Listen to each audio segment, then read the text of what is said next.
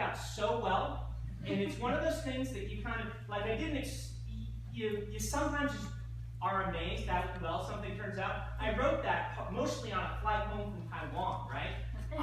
It wasn't anything I was planning to write. I was inspired by my trip to Taiwan. I sat down, I lived in Korea for 2 years, so I was kind of familiar with some of the culture of the tojons, the stamps, and things like that. And so I ended up writing the story. It turned out so well that it feels like it's one of those things that may not need a sequel. Does that make sense? Like there are some things that are just better by themselves. So we'll see if the right inspiration strikes. I'm not planning one right now, though for those of you who have read it, there is, we have sold a movie option on that, which I'm like, which I was like, a movie option on Emperor's Soul, how would you do that? Well, the producers are working very closely with me, and I'm working on the treatment, and I'm very excited about it. In fact, the producer's here. Matt, you in here somewhere? The producer of it flew up from Hollywood because he wanted to see WorldCon, so he's skulking around WorldCon for the first time. But yeah, so you might see a film. What's that? Same with the Steelheart? Steelheart Film is owned by Fox, different company. Sean Levy's company, 21 Laps at Fox. They are the ones who did Real Steel, if you ever saw that. The Richard Matheson story, and I thought their adaptation of that was really good. They also did the Night at the Museum films. And so when they came to me asking for Steelheart, I said yes, but I only signed on that in June, so I don't know, it's only been a couple months. You really have to, I don't expect an update for another couple of months. Like we signed on Emperor's Soul in like November, October of last year, so I'm able to see the progress on that one moving along. Other questions? Yeah? Which of the roles Hoyt has played is your favorite, and will we be seeing him in Dalmar's flashbacks? So, which of the roles played by Hoyt is my favorite? I would probably say Dust from Warbreaker. When I just like, that's the most true storyteller he's been, kind of based on oral storytelling tradition and things like that. I can't tell you, yes or no, you have to read and find out whether you find him in Dalmar's flashbacks or not. Back here. Yeah, so my son said that if I got to ask a question, he'd like me to ask, when is the next Rhythmatist, and also when is the next Alcatraz? Okay, let's go down the list. So I'm currently writing, as you just heard, Stormlight 3. That is projected for Christmas time next year. It's really going to depend on when I finish it. If it goes, Peter's smirking because he's like, yeah. If it goes any later, the first draft goes any later than March of this year, that means we have to push it back. So if you watch on my progress bars, if I finish it by, my goal is to get it done by last day of February. That's going to take some dedicated writing with some of my own smirking again. But we'll see. If it strays any longer than that, we will be pushing it back. They're just big, involved books to write. I've already finished enough. There would be, a finished manuscript for another novel, the same length as Calamity or the new Mistborn books, but it will go 4 times that length. Wow. So yeah, Rhythmatist is a side project that I will write when I have time. My main sort of focus right now, I've kind of got to focus on 3 things: Stormlight, Mistborn, and the Reckoners, which I will do another trilogy of Random House that will be something new. But kind of like my mainline team stuff is the more adventure type stuff. I would love to do another Rhythmatist. I think it was a very fun book, and people who like my more involved world building and more fantastical sort of things that want something for teens, Rhythmatist is what that is. Steelheart is more action movie. And so I would like to do that. Alcatraz, I did finish Alcatraz 5, which is the last of the ones Alcatraz will write. And that is scheduled for next summer after we do a re-release of the Alcatraz books with brand new art. We'll be showing that off on my website soon. The art's looking really great. We finally got artwork I like for them. We're doing lots of interior art, a nice map, and things like that. So those will be released starting in January, and then the newest one coming out in June. Warbreaker and Elantra sequels, no immediate plans, happening someday. Really, once I finish Stormlight, I will go into the next series for Random House, kind of the follow-up to Steelheart. and then we'll see where I am and see if I have time to write another side project, which would be one of these books I'm talking about before I have to jump into Stormlight 4. All right? Yes? Have you thought about designing new magic systems? Because that's one of the most intriguing things of yours. I've written several essays about this. So if you go to brandonsanderson.com/writing-advice, you'll find my essays on magic system.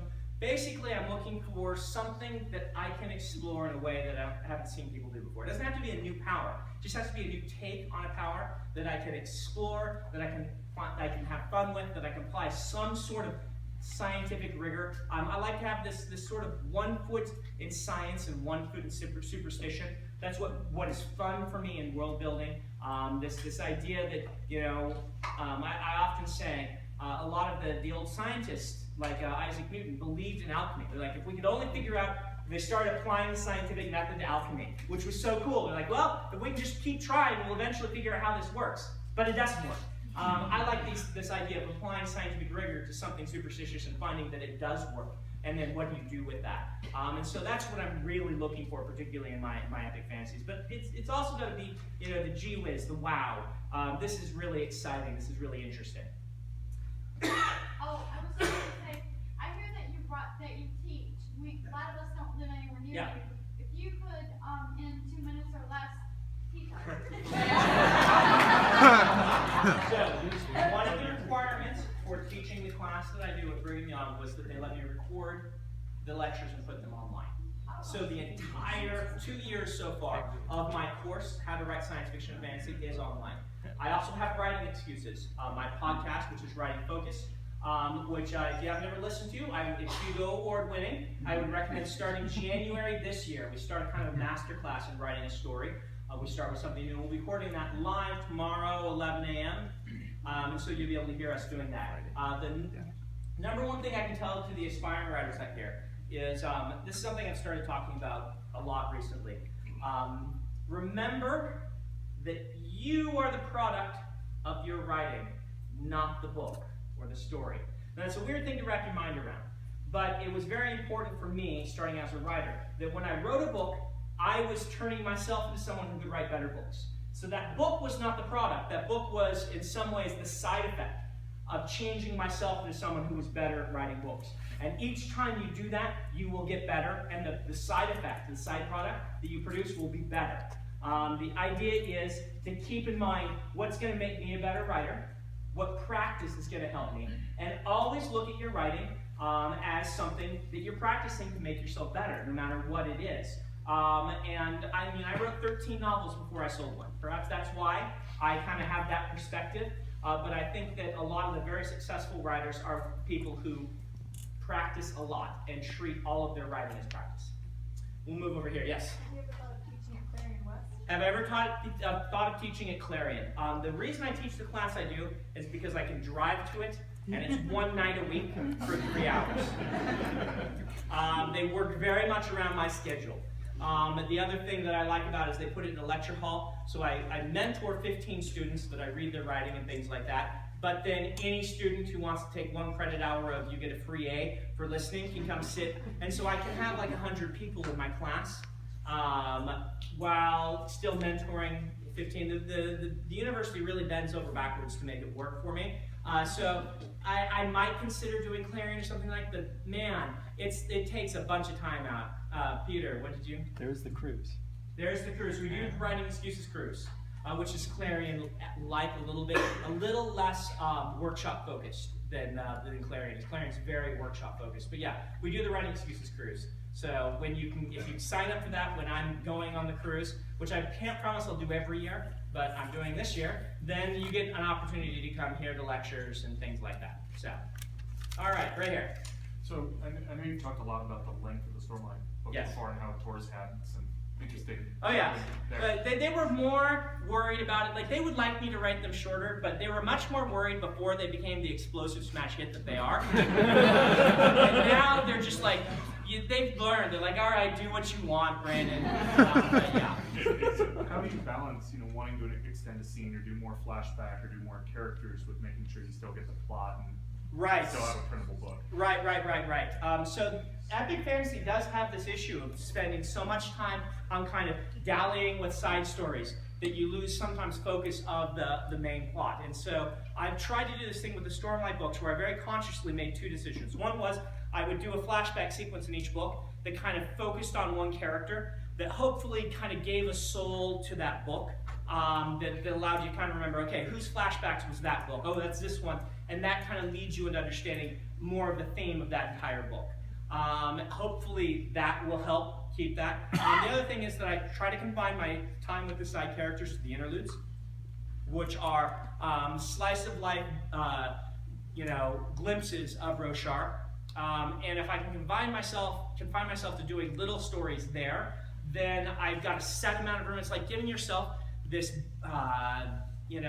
this ground to play in that is bounded, so that you finish when you're done with that. I get 3 interludes between each part, so I can write a whole bunch of little short stories to explore side characters, but I have to be very careful. I'm like, oh, I don't want to do this character again because I got this new character. I've got to balance that, and those two things together hopefully will help me. Now the issue is most books that this series that have had troubles with this in the past, they don't have it till books 3 or 4.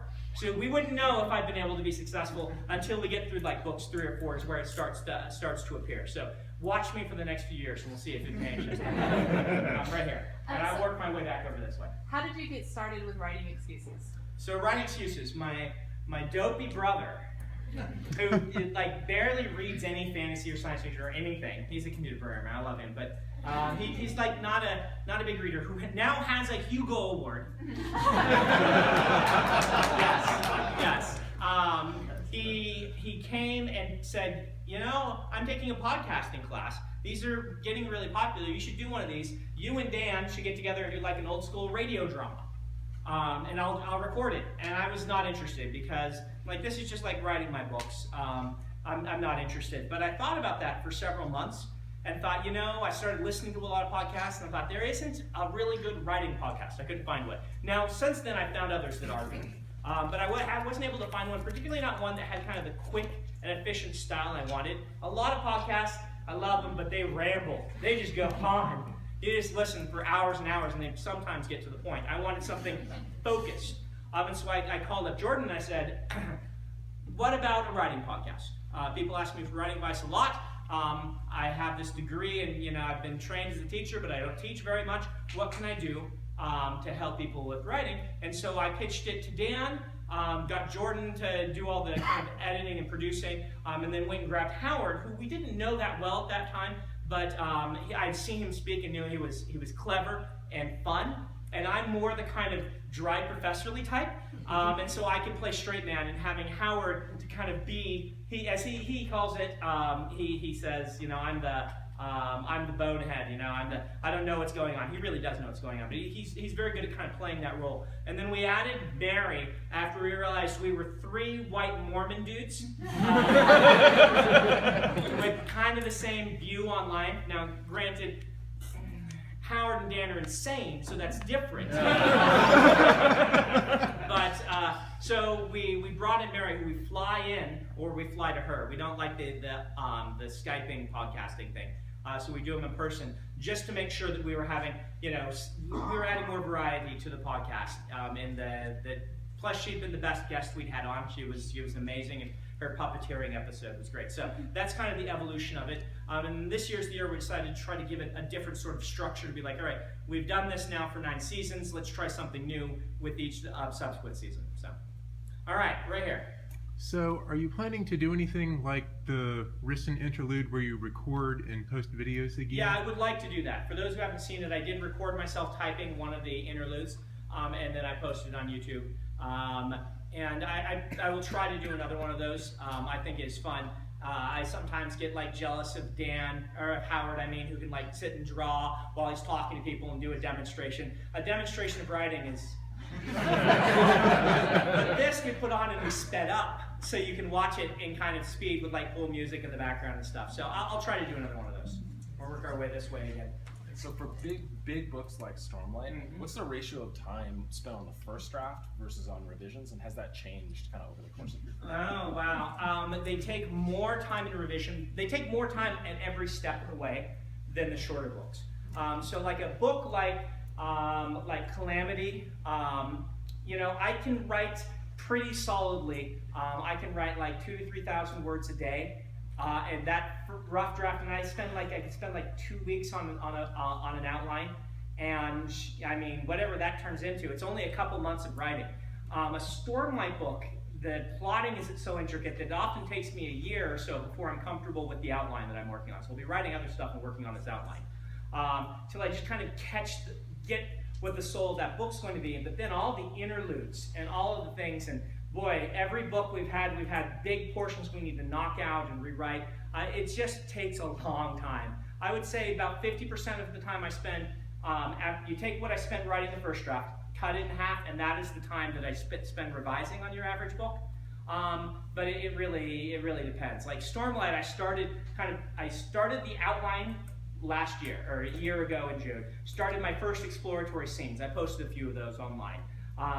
Then went back to the outline and outlined for a year, and then I felt good writing it. I started that in June. I will write this all the way till March, and then we will probably be revising it until like 6 weeks before the book comes out, because that's like the absolute deadline that Tor needs before they can print and distribute it. So that's about how long it will take to do this book. It's a lot of work, but you know, I like doing this because I like having multiple things going, right?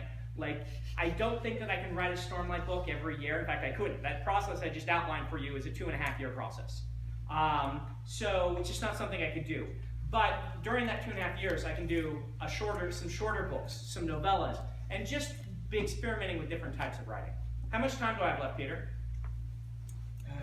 6 minutes. All right. So we're going to go over here to this side, and we'll do a few more questions rather than more reading. Yeah. So I have kind of a two-parter question. Yes.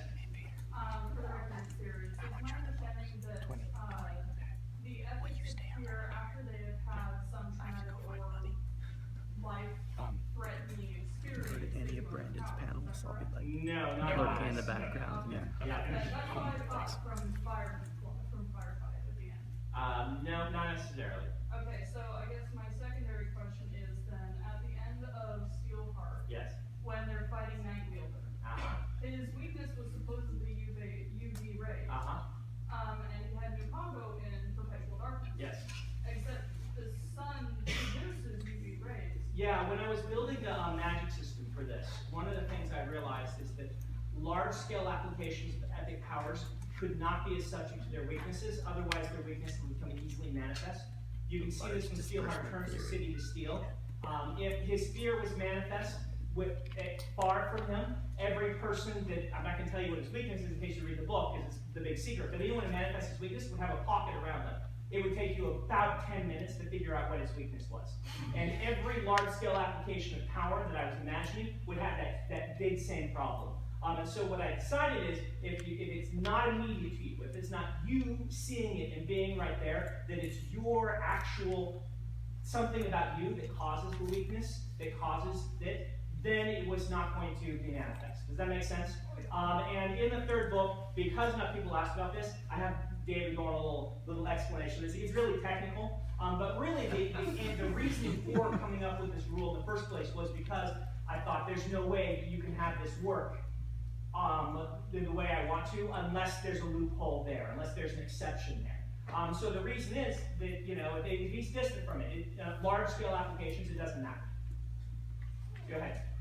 Okay, the entire time I was reading through the Arithmetist, I couldn't help but think that it was inspired by Fullmetal Alchemist. And Tor recently posted something on Facebook comparing a lot of your works to Final Fantasy.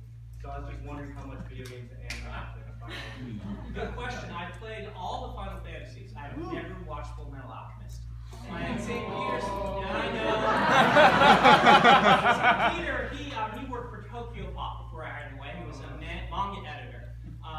And he is very proficient in his anime and manga. And he's told me Fullmetal Alchemist Brotherhood is like my must-watch sort of thing. I've never seen it. But it sounds like they're doing the sort of stuff I like, and so I need to make sure that I do that. But I have played all the Final Fantasies.